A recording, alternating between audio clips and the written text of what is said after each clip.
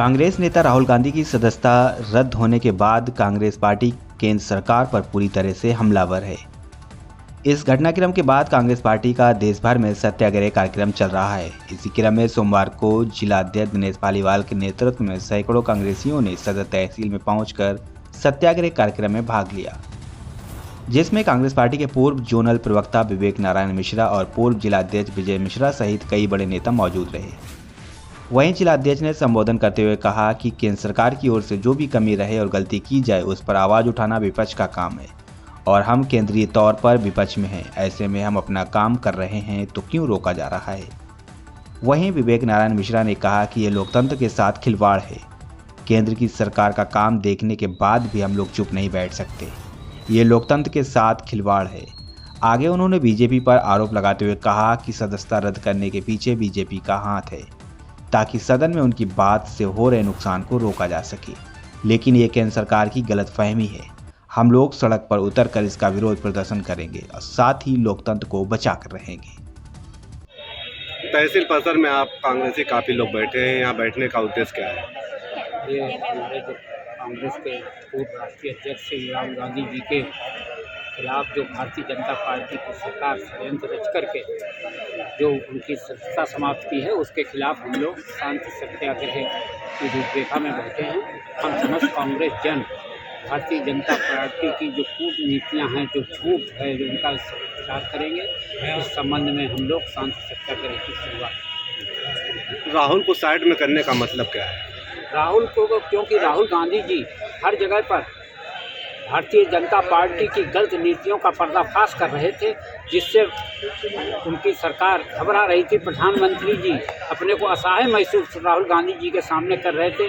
भारत जोड़ो यात्रा का कार्यक्रम देख करके प्रधानमंत्री जी बिल्कुल असहाय हुए और इसे उन्होंने राहुल गांधी जी के ऊपर षड्यंत्र रचना शुरू कर दिया। जिस तरह से भारतीय जनता पार्टी लगातार दबाव माफ़ी के लिए बना रही है, क्या माफ़ी मांगेंगे राहुल गांधी? राहुल गांधी जी यदि माफ़ी मांगते तो सूरत कोर्ट में ही वो कह सकते थे। उन्होंने साफ कह दिया है कि हम माफ़ी नहीं मांग सकते हैं।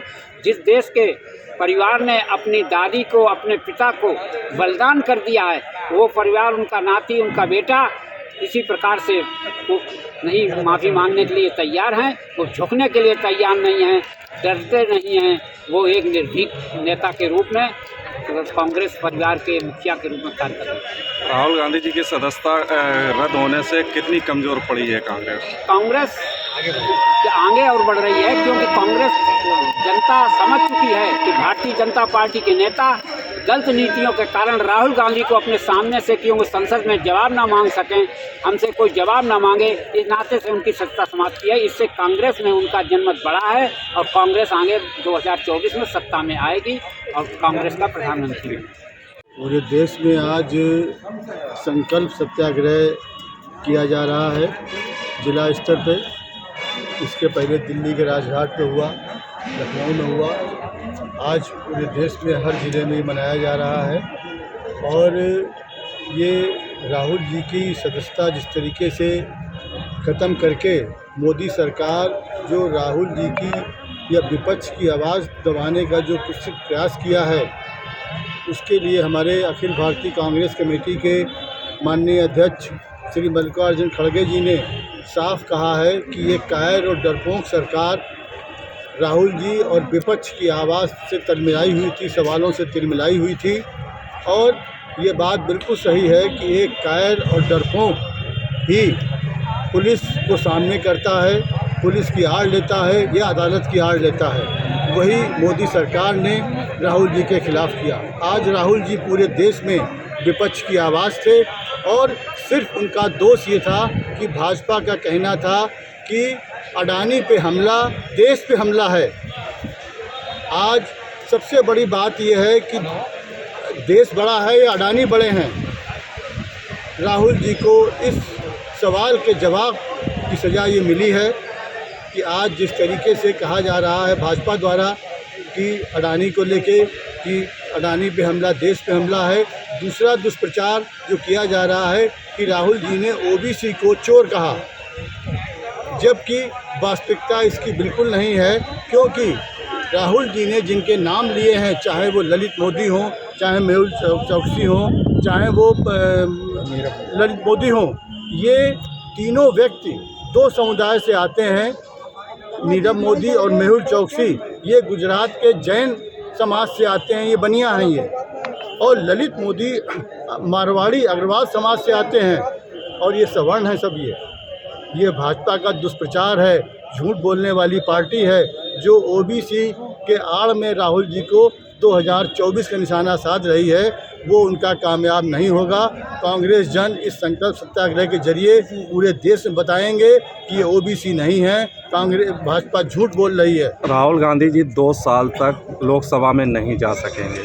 ऐसे में मौजूदा सरकार की नीतियों पर कांग्रेस की ओर से कौन जो है विरोध करेगा?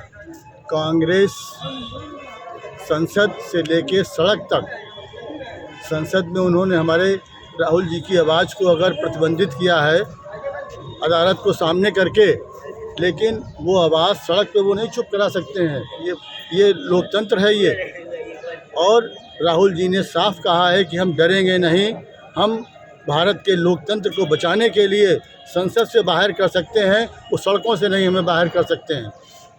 लेकिन कहीं ना कहीं ये कोर्ट का फैसला है, इसमें जो है भारतीय जनता पार्टी को घेरा जा रहा है, कहाँ तक ठीक है?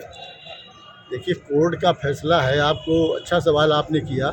राहुल जी को जिन दफ़ाओं में ये सज़ा दी गई है, आपको बता दूं, वो आईपीसी की धारा 499, 500 और 504 हैं।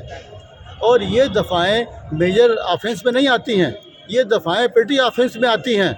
और इनके लिए अगर 100 सालों से ऊपर का आईपीसी का आप रिकॉर्ड देखें तो 3 महीने की सज़ा, 2 महीने की सज़ा, 4 महीने की सज़ा, और अगर बहुत ज़्यादा किसी केस में हुई है तो 6 महीने की सज़ा हुई है। 2 साल की सज़ा का पहला रिकॉर्ड है। इसलिए इसमें राजनीतिक षड्यंत्र के तहत ये सब किया गया है। कहीं ना कहीं विपक्ष को कमज़ोर करने का काम किया जाए। एक परसेप्शन मोदी सरकार देना चाहती है, राहुल जी की आवाज़ को दबा के बिल्कुल एक क्लियर परसेप्शन देना चाहती है कि जो सरकार के खिलाफ बोलेगा, जो सरकार को कटघरे में खड़ा करेगा, उसको हम इस तरीके से उसका आवाज़ हम बंद करेंगे। ये परसेप्शन मोदी सरकार देना चाहती है।